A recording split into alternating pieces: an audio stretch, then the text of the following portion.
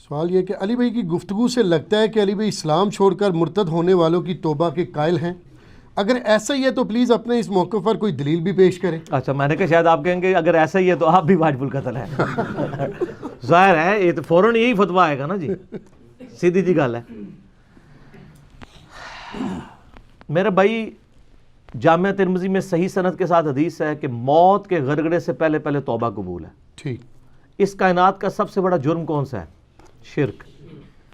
اور اللہ تعالیٰ سورہ الفرقان کی آیت نمبر 70 میں فرماتا ہے کہ اگر کوئی شخص شرک سے بھی توبہ کر لے ہم اس کے گناہوں کو بھی نیکیوں سے بدل دیں گے. میرے نزدیک مشرکی بھی توبہ قبول ہے, گستاخ رسول کی توبہ بھی قبول ہے.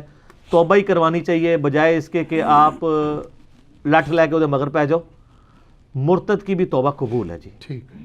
اور اس کے ثبوت میں ہمارے پاس وہ حدیث ہے سنن نسائی کے اندر صحیح سند کے ساتھ ہے, جو میں نے اپنے کربلا والے ریسرچ پیپر میں بھی ڈالی ہوئی ہے. سیدنا عثمان غنی رضی اللہ تعالیٰ عنہ کی شہادت کے اسباب کے حوالے سے. یہ تو جعلی اسباب بتاتے ہیں نا کہ یہ ایک عبداللہ بن سبا تھا, ٹھیک ہے جی, وہ ایک انہوں نے کریکٹر جو بعد میں آیا تھا سیدنا عثمان کے کھاتے میں ڈالا. عبداللہ بن سبا نہیں تھا, حضرت عثمان غنی رضی اللہ تعالیٰ عنہ کے کچھ گورنر تھے جو سبب بنے ان کی شہادت کا. ان میں سے ایک بندہ یہ بھی تھا جو ان کا رشتہ دار تھا. یہ سنن نسائی کے اندر انٹرنیشنل نمبر کے مطابق 4072 4074 حدیث ہے. شیخ البانی شیخ زبیر علی زئی دونوں نے صحیح کہا ہے کہ سعد ابن ابی وقاص کہتے ہیں فتح مکہ کے موقع پر نبی علیہ السلام نے سب لوگوں کو امان دے دی جنہوں نے کلمہ پڑھ لیا, مگر 4 مردوں اور 2 عورتوں کے متعلق فرمایا کہ وہ غلاف کعبہ میں بھی چھپے ہوں ان کو قتل کر دینا. وہ مرتد ہوئے ہوئے تھے. ان میں سے ایک شخص ایسا تھا جو کاتب وہی مرتد ہوا ہوا تھا. اب مرتد کی اگر سزا صرف قتل ہی مانی جائے اور اس کی توبہ نہ مانی جائے تو یہ کیا دیکھیں گے اس میں؟ وہ 4 تھے اکرمہ بن ابی جہل, عبداللہ بن خطل, مقیس بن سبابہ اور عبداللہ بن سعد ابی سرح. یہ 4 بندے تھے.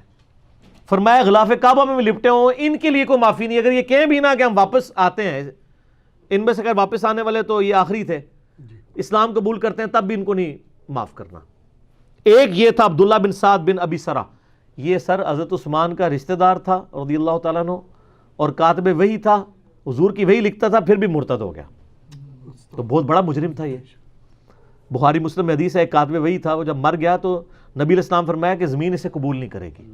اسے دفناتے تھے, زمین باہر اٹھا کے پھینک دیتی تھی. کتنی دفعہ اوپن مجمع میں دفنا ہے. ظاہر ہے حضور کی نبوت اسٹیک پہ لگ رہی تھی اس کی وجہ سے. وہ کہتا تھا یہ تو جاہل ہے, میں جو لکھ دیتا ہوں وہی ہوتی ہے. تو پھر اللہ نے پھر وہ اپنا معجزہ یہ اوپنلی لوگوں کو دکھایا کہ کاتب وہی اگر مرتد ہوا ہے تو اس کے ساتھ پھر یہ ہوگا. تو حضرت معاویہ کاتب وہی تھے یا نہیں تھے یا کس قسم کے کاتب وہی تھے وہ میرا کلپ الگ سے ہے, وہ آپ دیکھ لیجئے گا, ٹھیک ہے. آج میں اس طرف نہیں جاتا. تو یہ جو 4 بندے تھے ان میں سے اکرمہ بن ابی جہل کا اسی میں واقعہ بڑا مشہور ہے. وہ سمندر میں چلا گیا, وہاں سمندری طوفان آ گیا جناب, وہ سب لوگ اللہ کو پکارنا شروع ہو گئے. اکرمہ کہنے لگا ابو جہل کا بیٹا ہے کہ جی یہی بات تو نبی علیہ السلام کرتے تھے, ادھر آگے تم بھی خدا کو ہی پکارے ہو, بتوں کو کیوں نہیں پکارتے, بزرگوں کو کیوں نہیں پکارتے. انہوں نے کہا بزرگ نہیں ادھر کام آمد ہے, اے اللہ ہی بچاندہ ہے. ظاہر ہے جی. تو آج کل کے بزرگ ویسے سمندر روک لیتے ہیں کراچی کا, پرانے نہیں تھے روک سکتے, اور سارا آجل بھی نہیں روک سکتے, اور پیشاب نہیں کو روک سکتا اپنا.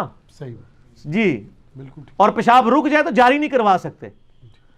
آپ بیمار ہوتے ہیں آپ کو کہتے ہیں درباروں پہ جاؤ, جب درباروں والے بزرگ بیمار ہوتے ہیں تو وہ آغا خان میں علاج کروا رہے ہوتے ہیں, اسپتال جاتے ہیں اور سر مہنگے اسپتال. جی ٹھیک ہے.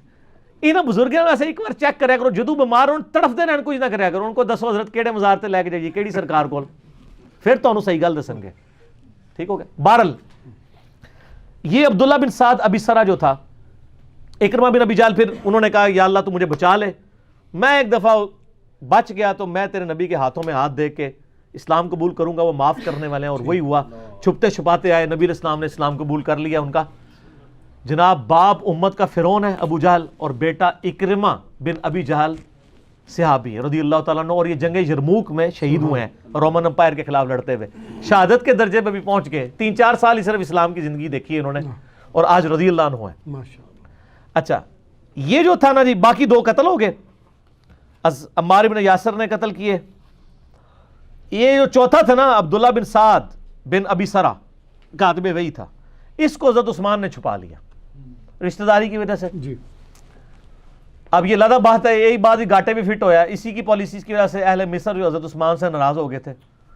بس وہ دیکھ لیں کہیں نہ کہیں غلطی پھر نکل آتی ہے نا, وہ اس کو چھپا لیا اور لا کے حضور کے سامنے پیش کر دیا, یا رسول اللہ اس کی توبہ قبول کریں. اس پہ تو حضور کو غصہ ہی بہت تھا, یہ کاتب وحی تھا, مرتد ہوا ہوا تھا. آپ نے اپنا چہرہ انور جو ہے نا پھیر لیا, دوسری بار, تیسری بار, پھر الٹیمیٹلی چوتھی بار نبی علیہ السلام نے کہا چلو ٹھیک ہے. جب وہ چلے گئے تو آپ نے صحابہ سے کہا کہ تم میں سے کوئی ایک بھی شریف آدمی نہیں تھا کہ وہ دیکھ رہا تھا کہ میں اپنا چہرہ پھیر رہا ہوں تو اس کی گردن اتار دیتا, اس کی توبہ تو نہیں قبول کرنی تھی. تو صحابہ نے کہا آپ ایک دفعہ آنکھ سے اشارہ کر دیتے نا, میں یوں کر کے پھر تک وسیع کرتے. تو آپ نے میں نبی کے لیے شایع نہیں کہ وہ آنکھ سے اشارہ کرے, نبی کے اخلاق ایسا نہیں ہوتا. بعد عثمان نے اس کو بچا لیا, آپ نے توبہ قبول کر لی اس کی, اور بعد میں جو کچھ ہوا وہ ایک علیحدہ معاملہ ہے. بل یہ اسلام پہ خود قائم رہے ہیں, یعنی آخری وقت تک. ان کی پوری ڈیٹیلز آپ کو خلافت و ملوکیت میں ان کو ڈسکس کیا ہے مولانا مودودی رحمہ اللہ نے, اسی شخص کو. عبداللہ بن سعد ابن ابی سرح رضی اللہ تعالیٰ عنہ صحابی ہیں اور بڑے اچھے مسلمان بعد میں ثابت ہوئے ہیں سوائے چند ایک چیزوں کے.